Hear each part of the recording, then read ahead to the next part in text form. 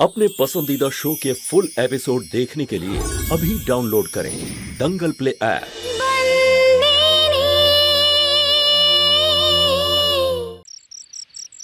শান্তু, আজকের অনুষ্ঠানে তোকে খুব সুন্দর লাগছিল।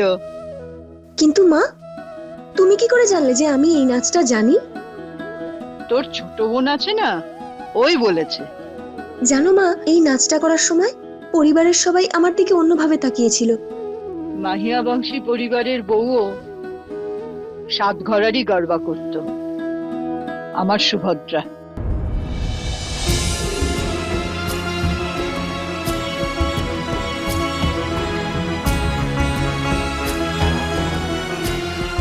তোকে দেখে সবার সুভদ্রার কথাই মনে পড়েছে।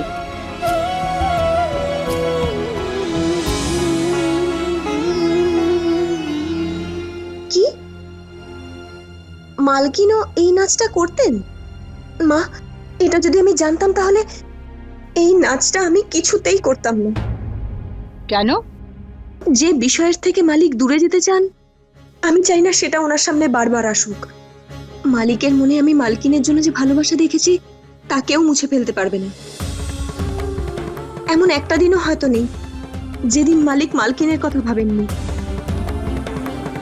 আমার খুব খারাপ লাগছে যে এই ভুলটা আমি অজান্তেই করে ফেলেছি, আর তুমি জেনে শুনে আমাকে দিয়ে এই ভুলটা করালে। মা, কেন? আমার খুশি এটাই, আমার সুভদ্রা আর ধর্মরাজ একসাথে আছে আমার শান্তুর রূপে। এমন তো কোনো কথা নয় মা, যেটাতে তুমি খুশি হবে মালিকও সেটাতেই খুশি হবেন। মালিক কষ্ট পান, কিন্তু সবার সামনে তা গোপন করেন। আর আমি জানি যে আমি মালকিনের স্থান কখনো নিতে পারবো না। আর আমি জানি তোর আর ধর্মরাজের মধ্যে কিচ্ছু হবে না আমাদের দুজনের মধ্যে মা, কারণ আমি মালিকের যোগ্যই নই। আমি মালিককে কখনো খুশি দিতেই পারিনি, আর আমি চাই না যে আমি চলে যাওয়ার আগে এমন কোনো কাজ করি যার ফলে মালিক কষ্ট পান।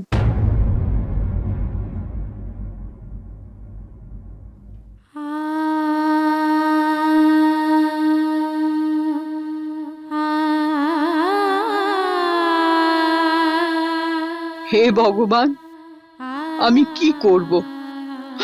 আমি কি করব যে শান্তু এই বাড়িতেই থাকুক?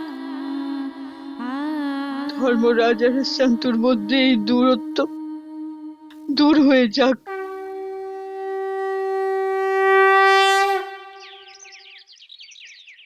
আর কোনো আইডিয়া আছে দিদা? কাল আমাদের উৎসবের মধ্যে দিয়ে বাবাকে শান্তর ব্যাপারে অনেক বোঝাবার চেষ্টা করলাম, কিন্তু কোনো লাভই হলো না। কদ্দ মেনে নিলাম যে আমাদের কিছু লাভ হয়নি, আর না তো আমরা সাকসেসফুল হয়েছি, কিন্তু তাও শুরুটা তো হয়েছে। এসব তো ঠিক আছে, কিন্তু এতে কিছু হবে না। অন্য কিছু করতে হবে যাতে বাবা সন্তকে এখান থেকে যেতে বারণ করে। এক্সকিউজ মি,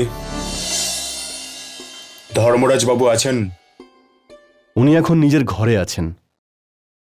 কি হয়েছে বলুন তো? অ্যাকচুয়ালি কালকে কোর্টে শুনানি আছে ওনার ডিভোর্সের ব্যাপারে।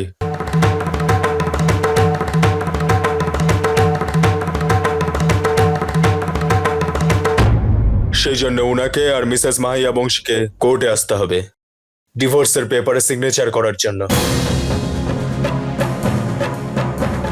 কিন্তু উনি তো নবরাত্রিতে 9 দিন উপোস করে থাকেন, আর কালকে তো অষ্টমী।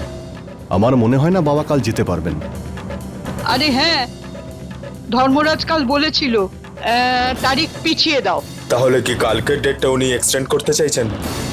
হ্যাঁ হ্যাঁ উকিল বাবু, কিন্তু সামনে তো দশেরা রয়েছে, কালী পুজো রয়েছে। কালী পুজোর আগে ডেট পাওয়া অসুবিধা হয়ে যাবে। আমাদের কোনো তাড়া নেই। আমার বলার কারণ এই হচ্ছে, কাল তো সম্ভবই নয়। কাল তো যজ্ঞ আছে, আমরা তো ওখানে সবাই যাব। কাল ধর্মরাজও না ওখানে কাজে ব্যস্ত থাকবে।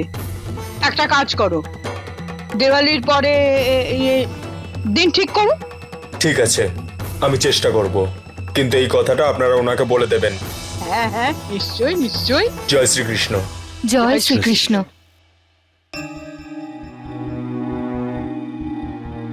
কি টাইমিং দিদা তোমার, মানতে হবে। হ্যাঁ দিদা, আজ তুমি সামলে নিয়েছো। আর ধর্মরাজকে এই কথাটা এখন বলবে কে?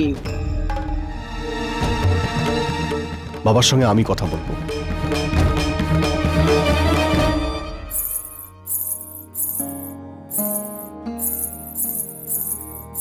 মালিক, আপনার জন্য ফল আর সাবুদানার খিচুড়ি এনেছি। হ্যাঁ রাখ এখানে, খিদে পেয়েছে আমার।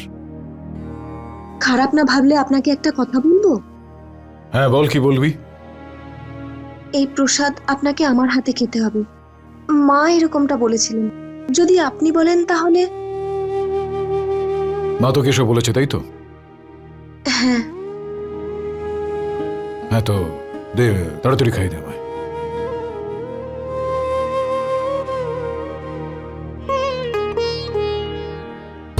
তাই ঠিক সময়, লোহা গরম আছে, এখনই মারো। যা যা, এবার যা।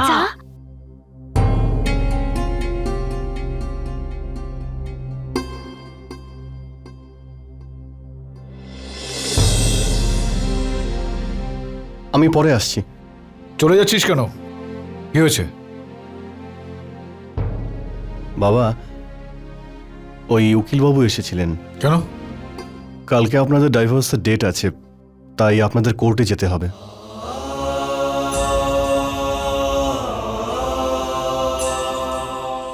হ্যাঁ না, কিন্তু ওই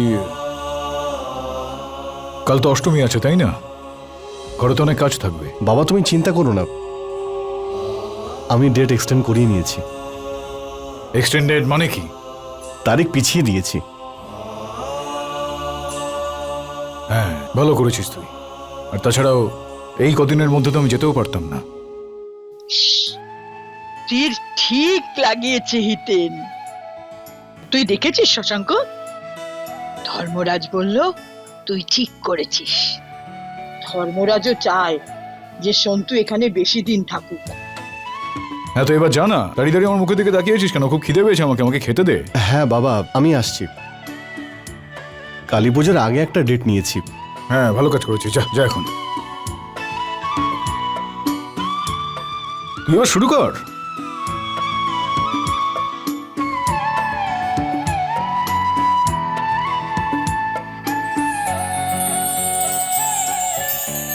কালী পুজো অবধি আমরা সময় পেয়েছি। অনেক সময় আছে, চল কিছু রাস্তা ঠিক বার করে নেবো, তাই না?